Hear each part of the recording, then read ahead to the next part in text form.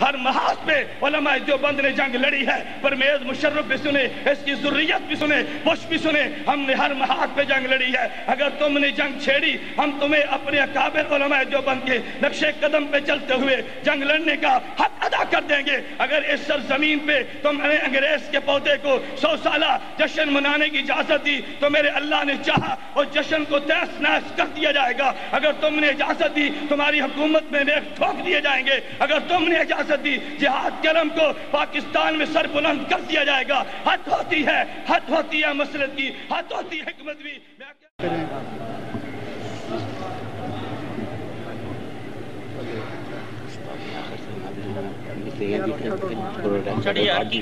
مجھے آج کی نشست میں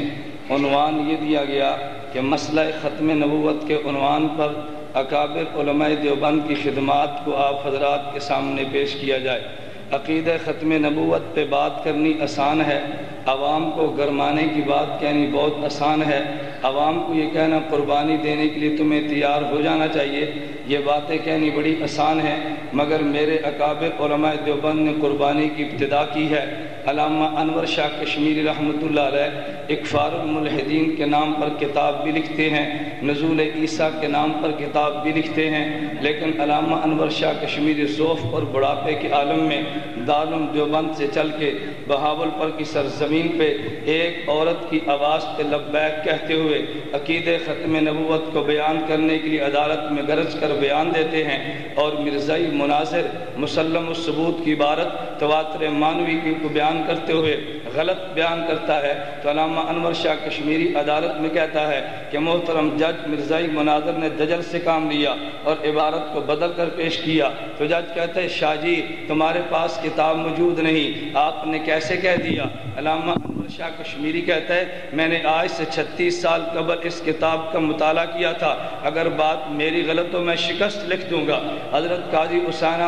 الشجابادی ملتان جیل میں نظر بندی کے ایام کاٹ رہے ہیں، ادھر والد گرامی کا جنازہ اٹھا، انگریز کہتا ہے معافی مانگ لو پیرول پہ رہا کر دیا جائے گا۔ احسان احمد شجابادی کہتا ہے والد کے جنازے میں شرکت نہ کرنا مجھے گوارا ہے، مگر پیغمبر کی خاطر جیل سے نکل جاؤں مجھے گوارا نہیں ہے۔ ادھر حضرت مولانا محمد علی جلندری نور اللہ مرقدہ ملتان میں 1956 میں جیل کاٹ رہے ہیں، حضرت کے بڑے بھائی حاجی صاحب کا انتقال ہوا، حضرت جیل سے باہر نہیں آئے، پھر ایک وقت آیا حضرت کے بھائی حاجی اسماعیل کا جنازہ اٹھا، پیرول پہ باہر رہا کیا گیا، ابھی گاؤں میں نہیں پہنچے، ایک آدمی مانکا کر کے کہتا ہے حضرت آپ کے علم میں ہے کہ تمہارا بھائی پہلے محمد عبداللہ کا انتقال ہوا جب تم جیل میں تھے، ابھی جس کے لیے تم آئے ہو تمہارے بھائی اسماعیل کا جنازہ اٹھا، تمہارے علم میں ہے کہ رات کو تمہارے دوسرے بھائی کا بھی انتقال ہو گیا۔ حضرت ان دونوں کی قبروں پہ گئے، والد زندہ تھا، صبح ہی تو باپ حاجی ابراہیم کا بھی انتقال ہوا۔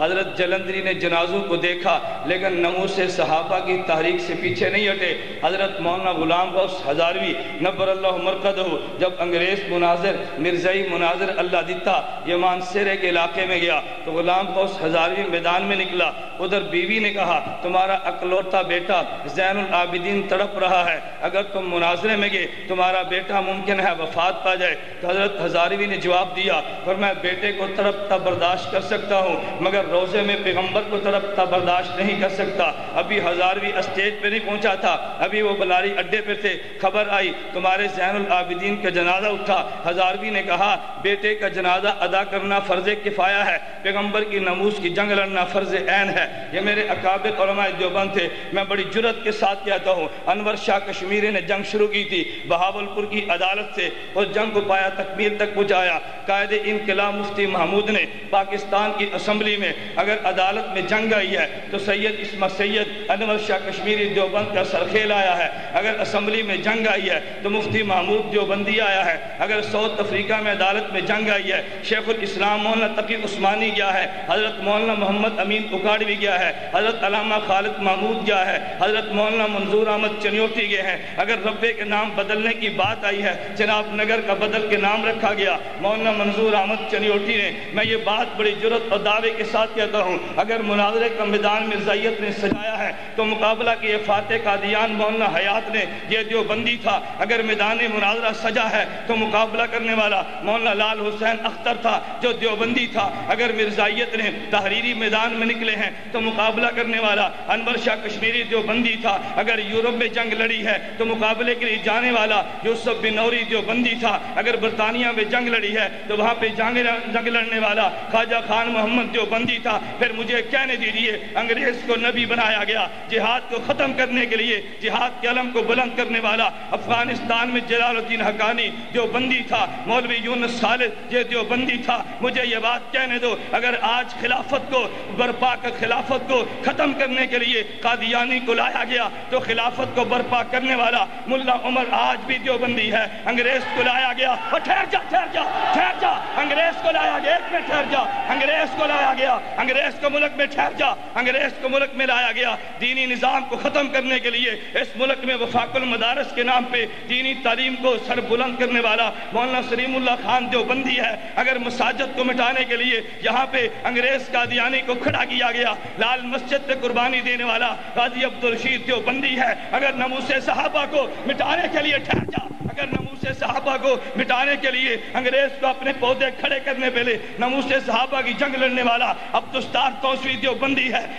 امیر عظیمت مولانا حق نواز دیوبندی ہے۔ میں کہنا یہ چاہتا ہوں ہر محاذ پہ علماء دیوبند نے جنگ لڑی ہے، پرمیز مشرف بھی سنے، اس کی ذریت بھی سنے، بش بھی سنے، ہم نے ہر محاذ پہ جنگ لڑی ہے۔ اگر تم نے جنگ چھیڑی ہم تمہیں اپنے اکابر علماء دیوبند کے نقش قدم پہ چلتے ہوئے جنگ لڑنے کا حق ادا کر دیں گے۔ اگر اس سرزمین پہ تم نے انگریز کے پودے کو 100 سالہ جشن منانے کی اجازت دی تو میرے اللہ نے چاہا اور جشن کو تہس نہس کر دیا جائے گا۔ اگر تم نے اجازت دی تمہاری حکومت میں نیک ٹھوک دیے جائیں گے۔ اگر تم نے اجازت دی جہاد کے علم کو پاکستان میں سر بلند کر دیا جائے گا۔ حد ہوتی ہے مسلط کی، حد ہوتی ہے حکمت بھی۔ میں اپنے اکابر کی موجودگی میں کہتا ہوں اگر ہر محاذ پہ علماء دیوبند نے جنگ لڑی ہے پھر مجھے کہنے دیجیے یہ ختم نبوت کا سہرا اکابر علماء دیوبند کے سر پہ ہے، ناموس صحابہ کا سہرا اکابر علماء دیوبند پہ ہے، ارے سیاست کا سہرا اکابر علماء دیوبند کے سر پہ ہے، جہاد کا سہرا